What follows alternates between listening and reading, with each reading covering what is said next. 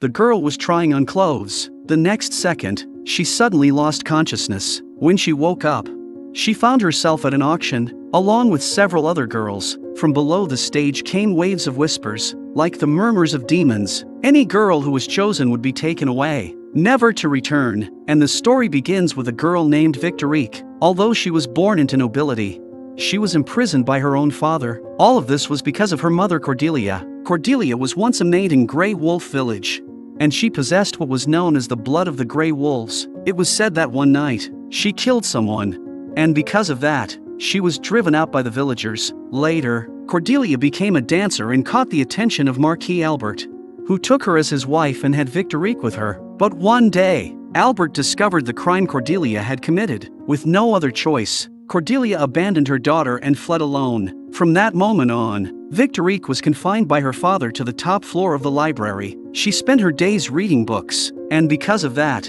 she developed intelligence far beyond that of ordinary people. Victorique always believed that her mother had been wrongfully accused. So, with the help of Kazuya, she escaped from her father's imprisonment, and she came to the place where Cordelia once lived, Greywolf Village. Under the guidance of the village chief Sergius, they successfully entered Greywolf Village. When the maid Hermione saw Victorique's face, which looked exactly like Cordelia's, she was shocked. She even became incoherent, as if she were deeply afraid of something. After that, Victorique asked Chief Sergius about Cordelia's past. Back then, the former village chief Theodore was found dead in his study at midnight, and Cordelia, who discovered the body, became the prime suspect at the time. That was why she was expelled from the village. However, there were still doubts about the case. First, when Theodore died, many gold coins were scattered around him. Second, the time of death midnight was determined by Sergius using his pocket watch, but others did not agree with that conclusion, because the clock in the study had not chimed. In order to uncover the truth,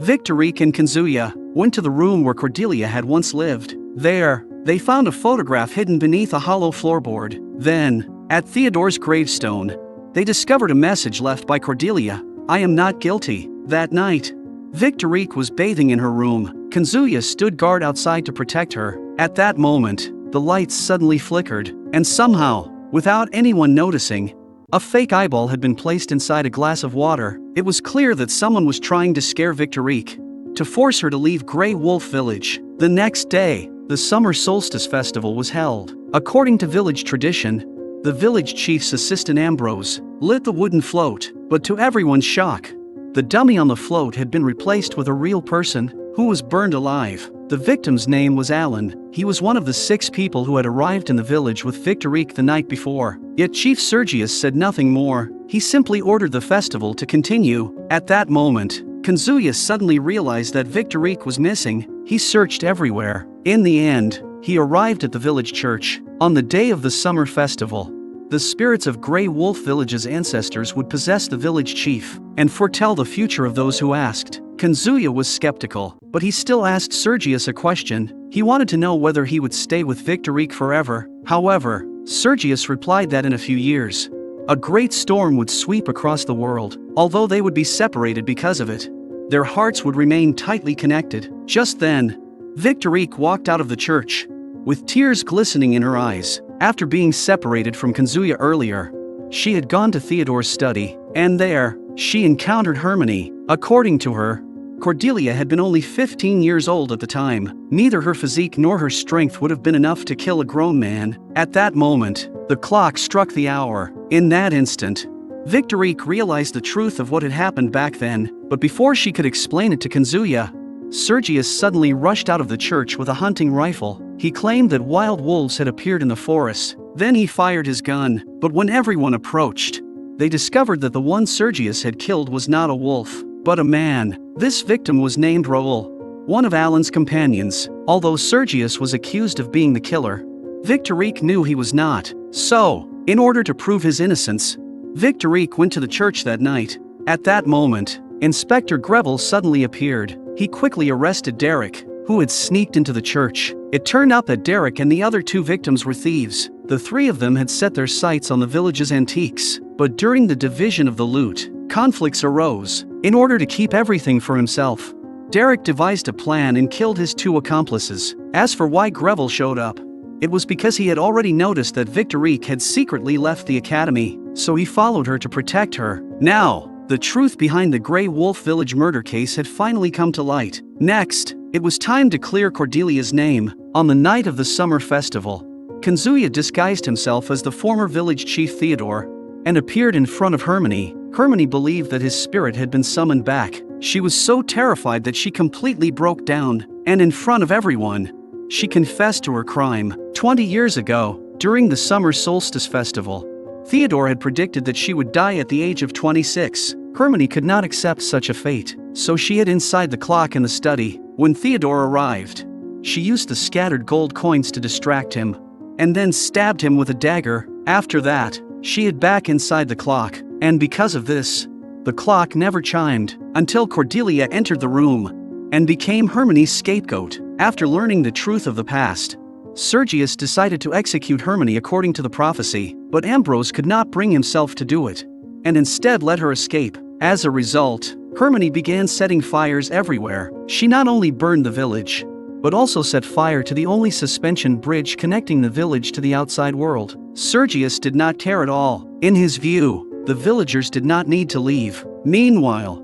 Victorique and the others rushed toward the other side, but Hermione blocked their path. She hated Victorique. If it weren't for her, no one would have discovered her secret. Kazuya struggled to hold Hermione back in order to protect Victorique. At the critical moment, Ambrose seized Hermione's spear. She lost her footing and fell into the abyss. At this point, the wooden bridge was already on the verge of collapse. Before Kazuya could reach the other side, the bridge suddenly gave way. At the last moment, Victorique grabbed him and pulled him up, but her most cherished necklace fell into the abyss in the process. Now, the path back to the village was completely cut off. Ambrose decided to go out and see the world beyond. Then he told Kazuya that during the summer festival prophecy, Victorique had asked the same question as he did. Although their future was filled with sorrow, they still wanted to cherish the present. Not long after returning to the academy, Kazuya received a letter from his sister, along with a shopping list. There was also a kimono for Victorique. She was overjoyed when she received the gift, and couldn't wait to try it on, but Victorique soon realized that she didn't know how to tie the sash. At the same time, Kazuya went to a department store. Because of his black hair and dark eyes, the staff mistook him for another customer, so they led him to a room on the top floor. There, he saw the blue rose diamond. However, this diamond was different from the replica he intended to buy. This one was the genuine article, but Kazuya didn't realize that, and was eventually kicked out by the owner. On his way out, he took the wrong elevator, and unknowingly ended up in the basement. There, among abandoned wooden crates, he encountered a panicked girl. She kept muttering that there was a demon here, and begged Kazuya to call the police. But when Kazuya returned with Grevel, the girl had already disappeared. The owner, Garnier, and the staff flatly denied ever seeing Kazuya. After leaving the department store, Kazuya even began to wonder if he had imagined everything. At that moment, an old woman suddenly grabbed him. She claimed that her daughter had been eaten by the department store. A nearby beggar named Luigi approached. He said that when Kazuya went to get the police, the department store had already sent people to destroy evidence. Kazuya immediately called Victorique for help. Just then, someone suddenly pulled him into a carriage, and that person was the very girl who had asked him to find the police earlier. Inside the carriage, the girl explained everything that had happened. Her name was Anna. She had been abducted from the fitting room of that department store. After being taken, she was imprisoned in a room. Then she and several other girls were brought onto a stage, where a so-called demonic ritual was carried out. From below the stage came waves of whispers that sounded like demons murmuring. Any girl who was chosen would be taken away and never return. Fortunately, she found a chance to escape and hid in the basement of the department store. Kazuya told Anna to go to the police station and find Grevel. Meanwhile, he returned to the department store himself. He found the little beggar Luigi and asked him to come along to the police station to report the case. With Luigi's testimony, the police were able to confirm that the recent disappearances of young girls were closely connected to that department store. However, the police could not figure out what the demonic ritual Anna described actually was. Grevel told Kazuya to seek help from Victorique. Victorique had already guessed that Kazuya was in trouble. After briefly hearing the whole story, she told Kazuya that the replica of the blue rose diamond was made of glass. If it were dropped, it would definitely shatter. So the blue rose diamond he had seen that didn't break was actually the real one stolen from the royal palace. In other words, that department store was most likely running a smuggling operation behind the scenes. At the same time, the police began searching the department store when they discovered the hidden space behind the fitting rooms. The owner, Garnier, insisted it was just a storage room. Meanwhile, another group of officers was secretly leaving fingerprints on all the glass surfaces. Their hands were coated with fluorescent powder. Greville then ordered the lights to be turned off. Under the darkness, clear fingerprints appeared on all the glass. Conversely, any glass surface without fingerprints revealed the location of the hidden room where Garnier kept the hostages. Realizing the truth had been exposed, the department store staff rushed forward all at once, and a fierce confrontation with the police broke out. Taking advantage of the chaos, Kazuya made his way to the floor where the hidden room was located. After some searching, he finally managed to open the door. Only then did he understand what Anna meant by the demonic ritual. It was actually an illegal auction, and those so-called demonic whispers were simply the voices of people bidding from below the stage. With the police intervention, everyone involved, including the organizers, was arrested. All the stolen treasures would be returned to the royal palace. As for the girls who had already been sold, their whereabouts would be investigated under the direction of the police chief. With everything settled, Luigi received sponsorship from a noble family and was able to attend a boarding school. The one supporting him, Jacqueline, was Greville's childhood friend. She had always been cheerful and optimistic. Greville had been deeply in love with her all along, but fate had other plans. Jacqueline was bound by a family-arranged marriage. Later, just before her wedding, she became involved in a murder case. A message left by the victim made her the prime suspect. To clear Jacqueline's name, Greville sought Victorique's help. However, having been confined since childhood, Victorique couldn't understand his feelings. So, to tease her half-brother, she made him style his hair into a ridiculous drill shape. In exchange, she agreed to clear Jacqueline's name, and just like that, Jacqueline was proven innocent. But she never knew that all of it was thanks to Greville's silent efforts. For her happiness, he had always kept his feelings buried deep inside. Before long,